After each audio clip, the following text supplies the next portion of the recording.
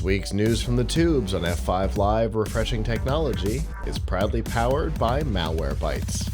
Whether you use a PC, a Mac, or a mobile device, Malwarebytes Premium is the company's strongest protection ever. It fights threats that traditional antivirus software can't stop, plus, it actively blocks threats like worms, rogues, dialers, trojans, spyware, and a whole lot more. It allows you to use your computer and mobile devices with confidence and peace of mind. To learn more and to get a special price, you can go to f5live.tv/malwarebytes.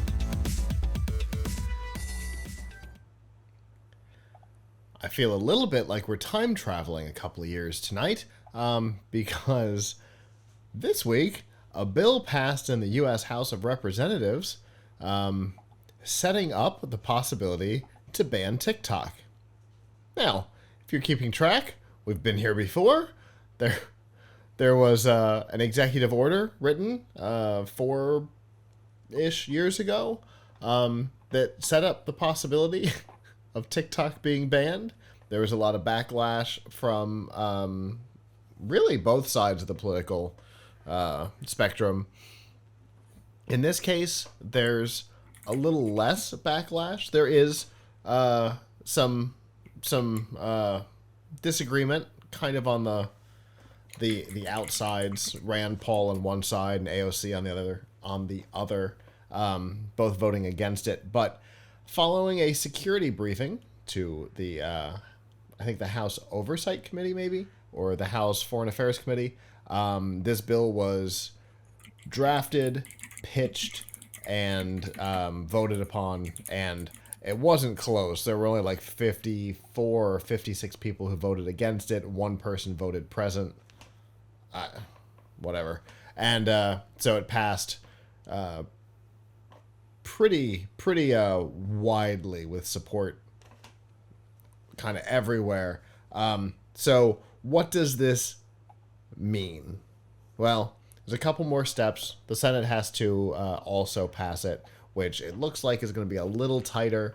And then the president has to sign it. If all that happens, then a 60-day timer will be put in place for ByteDance, the parent company of TikTok, to divest their ownership stake in TikTok and get out of the business, or have a full-on ban in the United States.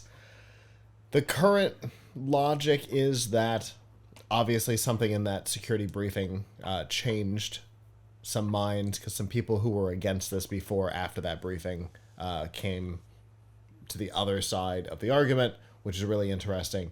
That information will almost never be publicly available for us to know what it was all about, but it is an interesting move because it's very similar to what we saw 4 years ago with, ByteDance.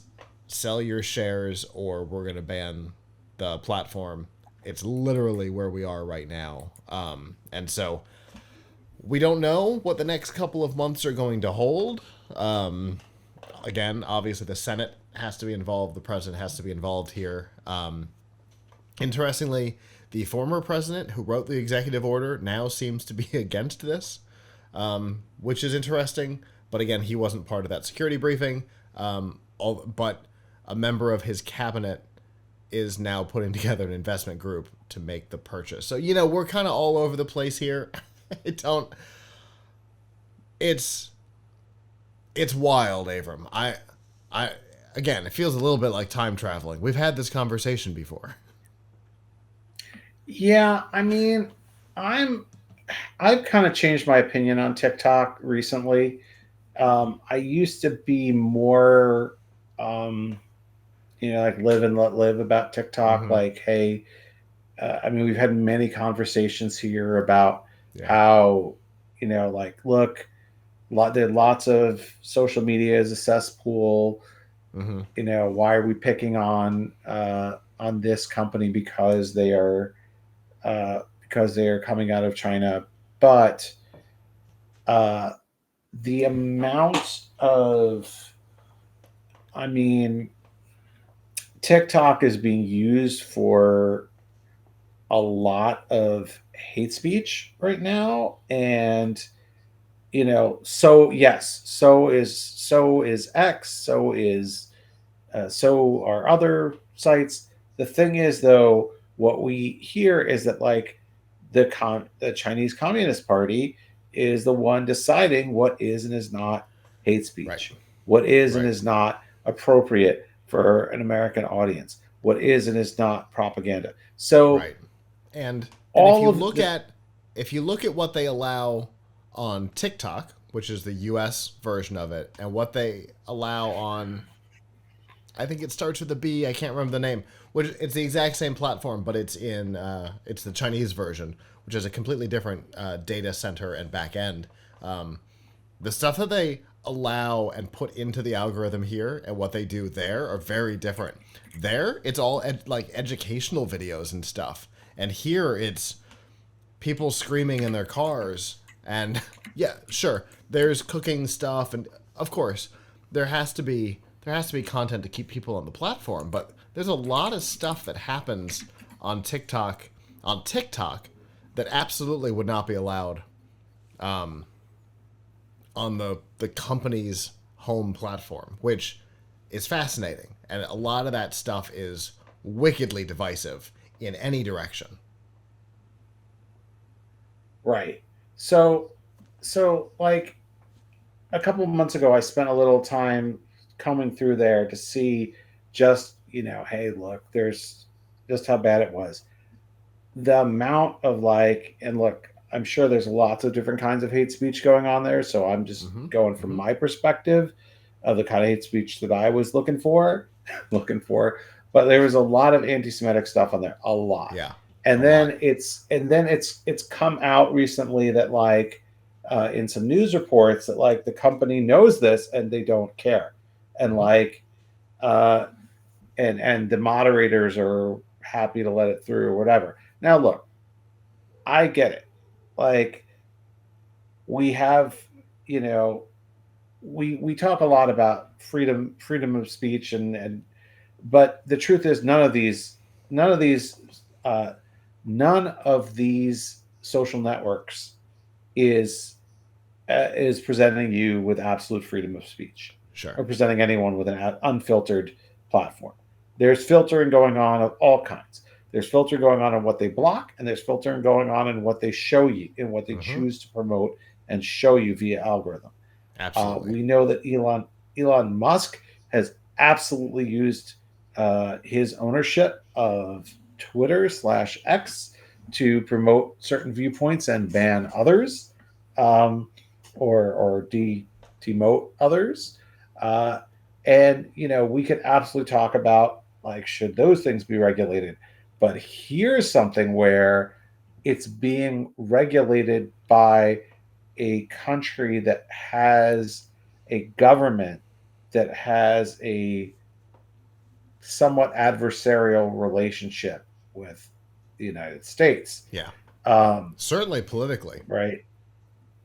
Yes. So, like we absolutely should be, concerned about how Meta and X and uh, Right. I don't know, Microsoft with LinkedIn and whoever Mm-hmm. else, uh, is controlling platforms, is using their power to moderate.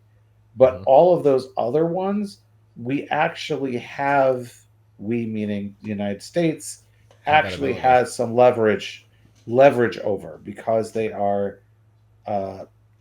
owned by a U.S. company. This is not only controlled by a non-U.S. company, but controlled by one which is beholden to a government of an adversary. So I Mm-hmm. understand why they would want to.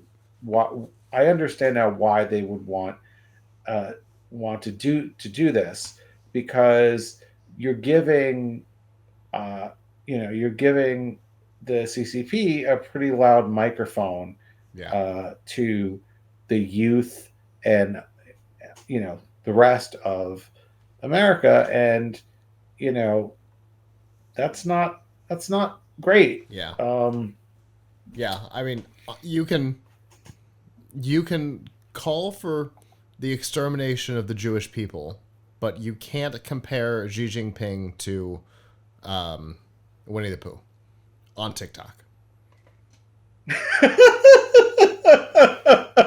I haven't tried either, but I have seen people say I have seen some very frighteningly anti-Semitic stuff on there, Uh huh. which does bother me. Of Um, course. but it should bother everybody, right? Indeed. I'll just say I'm not directly affected by any of those calls, and it bothers me greatly. Right. It's So as it should horrible. bother everybody, right? Yeah. As it should bother everybody. So the thing is, right? Uh, my feeling about it is just like, I think I now I was also reading something where they were saying, well, this is a great way for people to have, to spread, you know, antidotes to propaganda and stuff like that, to spread the right information or whatever. But the problem is you still have this company controlling the algorithm and controlling the moderation. And Right. so And these are if they don't want those yeah, antidotes out there, they won't get out. And that's yeah, and that's that's the problem. yeah, Yeah. exactly. So yeah, I'm kind of feeling like maybe this is a good thing that it gets banned. I mean, obviously, this there will be some young folks who are like, oh, this is not cool. These old people don't understand or whatever. I mean, I don't think Instagram it. Instagram Reels, Yeah, Facebook Reels, uh, YouTube Shorts, they're all exactly the same thing, and they all fall into the purview right, of the United States. That's right, my thing. They're like, oh, but First Amendment. Nope. I just named 3 direct competitors that are all U.S. based and are actually fall under the First also Amendment, which TikTok technically does not. So, nope, that argument doesn't work with me. right. Right. So, look, if we want a perfectly free platform for social media, which I think would be lovely, it would be one that had no algorithm at all.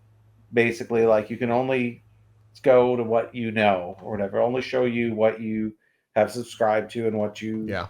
what you asked for.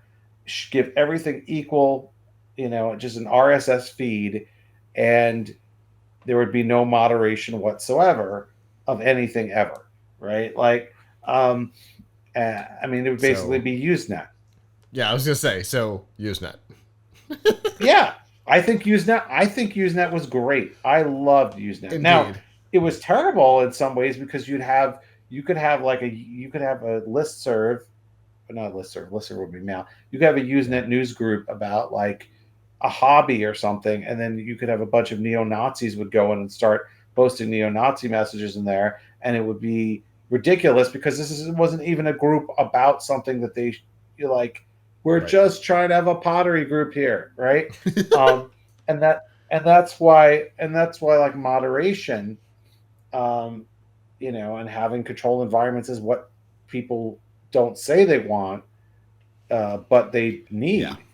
But hey, create something with no rules, and then see how people like it. And there may be ways to deal with it. Like maybe it has no rules, but there will be a bunch of filters that you can put on top of it, or something like Right. that. You can add your own filters and stuff. Yeah, that's interesting. Well, I've never been quiet about my opinions on TikTok. I literally pay a company to make sure that I don't appear in videos on TikTok. It's a US based company. Um, so I don't. PLUGHITZ Live does not have a TikTok account. It never has. We've got a Snapchat, which is a platform I don't understand, but we've had an account. The person that runs that doesn't anymore, so I don't think we've posted anything there in a while. But you know, I don't have to understand a platform to support it, but in this particular case, I do understand it, and that's why I don't support it. So I'm I'm good with this. I was good with it 4 years ago. And obviously, some additional information came to light or this wouldn't have happened so quickly, and big name politicians wouldn't have changed their positions so drastically, so quickly over about a 2 week period. So we'll never probably know what that is. It could be in preparation of something with Taiwan. It could be something else. There's no telling. But I'm whatever. Either way, whether it becomes a U.S. or Western-based company, because I don't think it has to. I don't think it has to be owned by a U.S. company. I think it has to be owned by a U.S. in the U.S. or a U.S. ally technically. So it could be, the U.K. or France or Israel or something like that. But that's fine. If it were to disappear tomorrow, I wouldn't cry or care. I don't. Yeah. I also don't get reels or shorts, although we're filming some right now because I know there's desire for it, but I don't get it. Again, I don't have to get it to participate or to whatever. I agree with you. There's lots of concerns there. Yep. Hello, YouTube. Thanks for watching, and I hope you enjoyed this episode of F5 Live Refreshing Technology. If you did, please subscribe to the channel down below, and of course hit the notification bell because we know that subscriptions don't mean much on YouTube anymore. If you've got topics that you'd like us to talk about in the future, please comment them down below. And if you'd like to not follow us on YouTube, there's lots of ways that you can follow along with our content by going to plughitslive.com/subscribe. There you'll see all of our shows and all of the ways that you can watch, listen, and follow along.